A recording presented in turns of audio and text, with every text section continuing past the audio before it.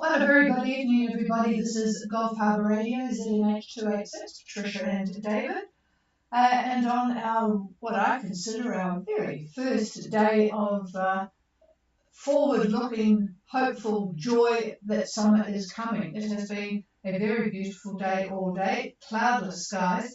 I will admit it started with 11 degrees, which was a little bit on the nippy side, but very little wind, and it's only about 10 knots from the southerly quarter at the moment. 1031.4, lovely anticyclone, steady, and 17 degrees still, so that's pretty good. At 6 o'clock, well, it's really only 5 o'clock, isn't it? Proper time, but it's lovely to have this blue sky.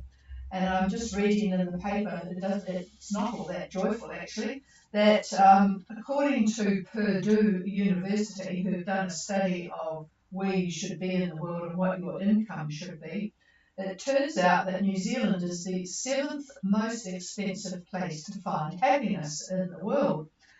To be happy, they reckon you would need in New Zealand an annual income of almost 194,000. So it's quite a lot of money, particularly considering that last year the average household income was around 117,000. So it looks like there's not going to be too many really happy people around, but there you go. Money doesn't buy happiness, they do say in other places.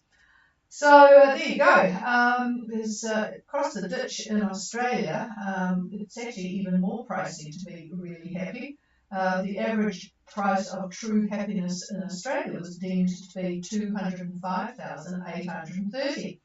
But in Brisbane, it's even higher, 225,000 and a half actually. So you have to really look around to see where you could be really, really happy. Where's the happiest place? I think it's Sierra Leone. Sierra Leone, for anybody who wants to go to deepest, darkest Africa, is the cheapest country to find contentment. Life fulfillment is valued at only $14,711 a year. But if you don't like Sierra Leone, how about Suriname? Or even Madagascar? It's creeping up a bit, 19,000. So there you go. Anyway, on more serious subjects, let's look at where some of the passage makers are at the moment. And Makana, good evening to you. This is about 40 minutes ago, so it hasn't been a more recent satellite, but 2654 south, 16743 east. Still with easterlies, about the 15 to 20 knot mark. Tequila 2 is just down a little bit further south, and then there's further down still is T Takatia, and then I presume XL is further south from there, but we haven't heard what their position is today. So there you go, and coming from further east, we've got Silver Ray and Counting Stars and Jackpot. So a few people coming down to share in our lovely weather, which isn't going to stay lovely for too long, but I'm going to pass the microphone shortly. In fact, I might pass it now, I think, and David can do an update, and then I'll call for any questions, comments, check-ins, or whatever after that. Okay, good evening, and I'll try to keep this fairly short, but continuing to track our front at this point, this is the front we've been talking about now all week. It looks to be fairly weak, W-E-A-K, and should roll over the North Island at about 2 a.m. on Sunday, the 8th. It's an extension of a depression that is going to be centered over the Bay of Plenty at that time. So the winds prior to its arrival, expect north-northwest winds, 25, 28 knots, and possibly gusts in the 30s, but at least the direction is very, very good for those of you that can't quite get in before that point. So, yeah, you'll be coasting and rolling along with winds on your tail. Anyway, behind the axis of the front, I see west-southwest winds, quite the normal sequence when the front goes through. Those wanting to leave Tonga to Minerva may be tempted Sunday with light breezes from the east-northeast, but Monday headwinds, I'm afraid, southwest 8 to 12, not very strong, I suppose, but they are headwinds. And then Tuesday, it completely switches around, southeast winds 12 to 18. And on Wednesday, pretty light air, southeast about 10 or so. So this short run is actually doable, except for the period of headwinds. However, if you wait until about Wednesday, that's the 11th, the winds are mainly going to be southeasterlies and mainly light. So that's something to consider, just holding off a little bit and looking at Wednesday to make your run. And in general, I don't see what I would call a good passage for the first 2 weeks of October. I know a lot of you have left and don't want to hear me say that because you are underway. It's doable, but it's not what I call a good passage. It's not what the chief would call a good passage. And the reason for that is we have so many periods of headwind because our sequence of high-low highs are such that you almost can't avoid it. So I think hopefully the second half of October will be a little bit better, and certainly once you get into early November, it's even better yet. So anyhow, we'll see how it all shakes out. And oh yes, one final thing. I was looking at the satellite industry, and there is the Met services are not calling this off, but I'm seeing troughing activity going through VD Lavu and continuing on to Nuku'alofa and then continuing on to the southeast. It's probably not going to last long and drift somewhere else, but none of the Met services are calling that off. So those of you that are there, maybe you can tell us what's going on. Fiji Met does have a strong wind warning. This is the same strong wind warning they've had for almost 2 weeks now. So that's something that if you are in Fiji, you already know about. And with that, then I will pass it over to the boss. The boss, is that an upgrade or a downgrade from being the chief? I'm not sure about that. It depends on where. Depends. Okay. All right. This is Gulf Harbour Radio. We're listening for anybody who wants to get any clarification, check-in, or whatever. Please call now.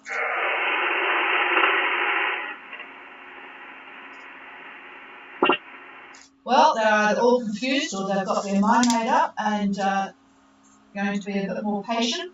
And we'll wait and see what happens as the days roll by. Have a good evening, everybody, and this is Gulf Harbour Radio. We are clear.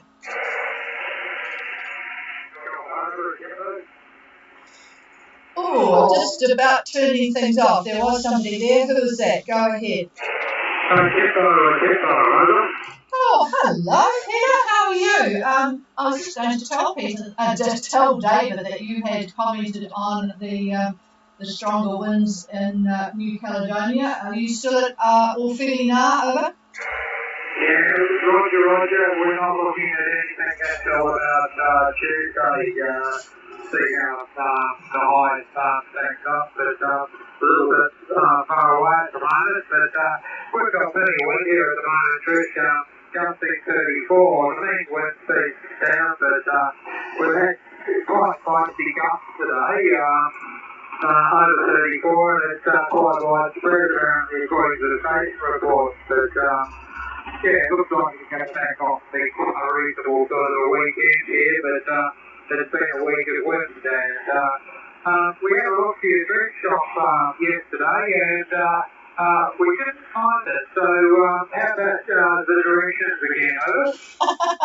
Well, if you leave Orfilina and sort of, as you know, go up the hill a bit, it was just not too far up on the left. So I'm going to find a, if I've got one at home here, find a map of, they might be on the boat, and we're away all tomorrow morning because David's got cataract surgery. But yes, it was just, and I'm just trying to think, going up the hill, am I thinking of going from Moselle, or am I thinking of going from Orphelina? I think it's Orphelina, going up that way because we would be there more often than in Moselle. So yeah, just up from Orphelina on the left, and but I'll see if I've got a local map and try and be a bit more precise. Over. Yeah, Roger. There's an interesting group shop that they have named when they went out on the road, and the main road south comes down past it. And there's a wood studio that's next there. And it's a place that sort of what looks like a long house. But it's to the northern side of Fortress Good, which is a Orphelina. Yeah, well, that could be it, although they've never had a mannequin out on the road that when I was there, but that's a while ago now, of course. So, When's Louise on Saturday? Anyway? David is not, I thought he was going to give me some helpful hints. But anyway, he said the winds will ease on Saturday. Yeah, but that's sort of the general area. So, yeah, have a look. But you go in and it's sort of it's not a deep shop, it's just goes right and left as you go in, and I think it was in a fairly old sort of property, but yep, if that's the one, and they sort of did things like skirts and tops and longs and a few dresses and things, so yeah, have a look at that one. So yeah, and you'll be, yes, need to stock up. I need to come over and stock up. But I'll be very interested in your comments on these canned goods that can't come into Australia. So that will be interesting, over. Yeah, we have a bit of a running emails going with the Department of Agriculture and Fisheries out at the moment, and waiting for some replies on dry goods at the moment. So that one's going to be interesting. They came back requesting quantities and type of packaging, and I've gone back with a dual bowl purchase, no purchase receipt, in our own containers, and I've given them a hot fee. So it'll be interesting to see. I said there's no point in bringing it over there if you guys are going to incinerate it. I might as well give it to somebody here that will make use of it and benefit from it. So far, they're being very positive and proactive in replying, so we'll see where that goes, huh?